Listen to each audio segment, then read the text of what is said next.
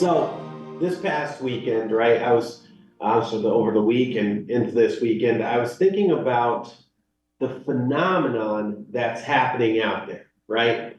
And let me take you back for a second. Let me take you to 2020 into all the way into 2022. And you remember the housing buyers, they were going out there in full force because the mortgage rates were so low, it made things affordable, right? They were in the mid twos at one point. Actually, I've seen this one veteran get a mortgage rate, 30-year fixed veterans VA loan for 2.25. Like, that's unheard of. That's like free money, right? So the interest rates from 2020 to 2022 were the mid twos mainly, all the way up to the fours, maybe mid fours. And then all of a sudden last year in 2023, they jumped up. You know, they went to 5 to 6 to 7 to 8. I mean, and the market was just slowing down, right? It was still okay, still a seller's market, but slowing down immensely. So what had happened was we were gridlocked. The inventory remained low. The mortgage rates were super high.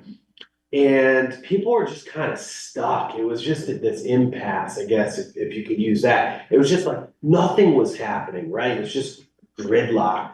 I mean, across Rhode Island, the amount of transactions dropped immensely. I mean, the market dropped over 23%. We've seen some powerhouse brokerages and teams lose about 50% of the numbers of what they had the year before. That's the story. That's the problem. And now what's happening is mortgage rates are dropping, okay? We're seeing mortgage rates. One of our clients got locked in at 5.99. Now think about that. Think about that mindset, right? And I'm talking about this right now, the mindset and the phenomenon. I'm labeling this thing. I'm labeling it, and I'll call it a second. But the phenomenon that happens when the rates are low, then they jump up extremely high, peak, and then they drop a few percent. Consumers are no longer thinking about the 2s, 3s, 4s, and 5s, because that's pretty much like out of reach. They're thinking about the 8.5s, the 7.5s, and now they're seeing 5.99. And what happens is they're rushing the market. Sellers are calling me. It's already started happening. They're calling me and say, hey, we want to list the house ASAP. We want to get going. We want to take advantage of these rates. And they're jumping into the market. This is called asymmetric price elasticity of demand.